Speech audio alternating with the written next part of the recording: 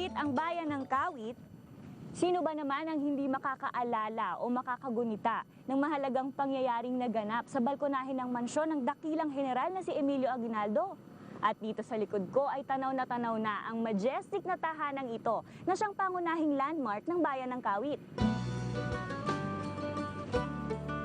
Ang totoo, sa halos lahat ng dako dito sa Kawit, saan ka man pumunta, ay tanaw natin ang mansyon, lalo na ang pinakatore nito.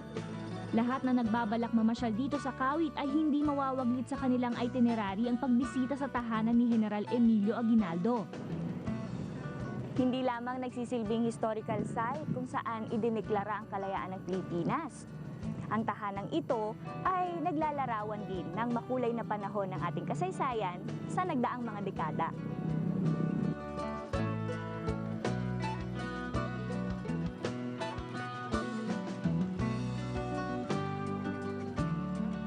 Noon, wala pa itong malawak na park na to. Puro bahay pa ang nakatayo dito. At yung kalsada na nandoon sa tapat ng mismong mansyon ni General Emilio Aguinaldo, yun yung nagsilbing service road noon kung saan dumadaan yung mga sasakyan, pati na rin yung mga tao. At nung i-celebrate natin ang centennial ng ating bansa noong 1998, ay sinabay na nilang itayo itong malawak at napakagandang park na to na kung tawagin ay Liwasang Aguinaldo. At napakaganda ha, dahil mula dito sa kinatatayuan ko ay makikita na ang panoramic view ng Aguinaldo Shrine.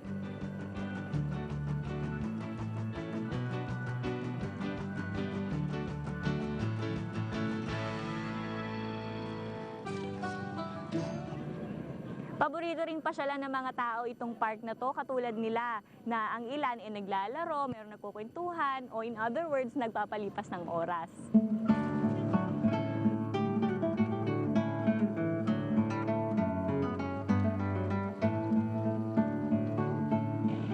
Kasama sa itinayo sa lugar na ito, ang monumento ni General Emilio Aguinaldo sa ibabaw ng pedestal na ito.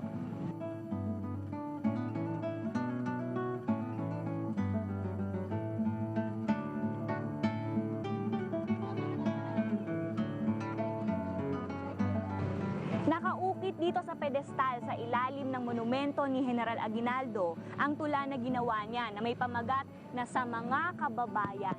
Ang tulang ito ay ginawa niya upang hikayatin ang mga Pilipino na makipagkaisa sa himagsikan laban sa mga dayuhan.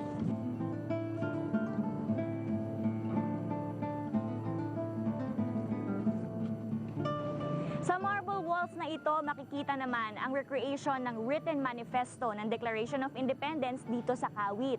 Ito yung English version, ito naman sa tabi ko yung Filipino version.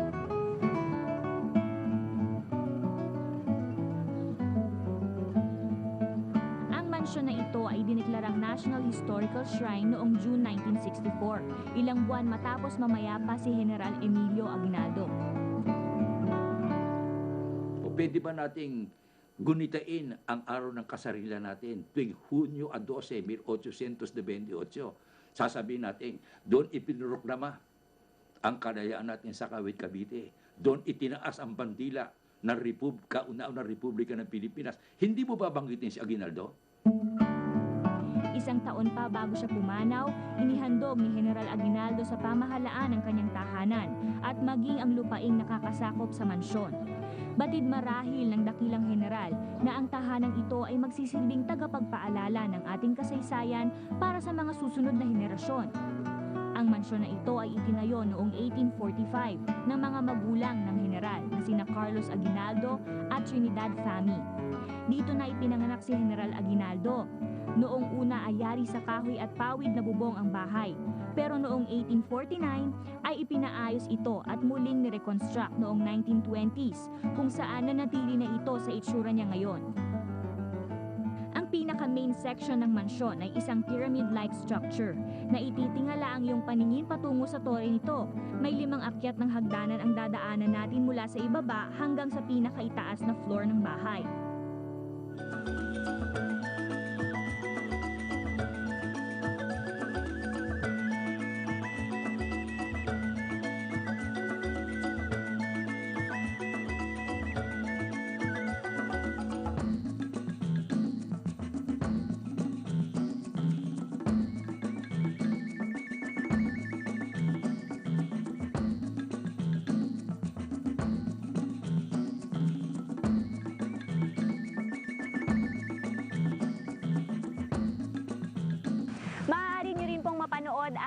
Benchmarks at iba pang programa ng Net25 sa pamamagitan ng live streaming.